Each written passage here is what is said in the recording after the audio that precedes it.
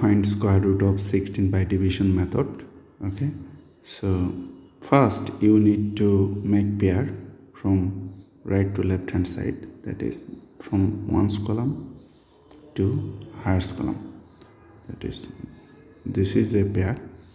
Now you need to select here a number whose square will be equal to 16 or near to 16. If you take here, look, 5, the square of 5 will be 25, which is greater than 16, and so it is not acceptable. If you take here 4, the square of 4 will be 16.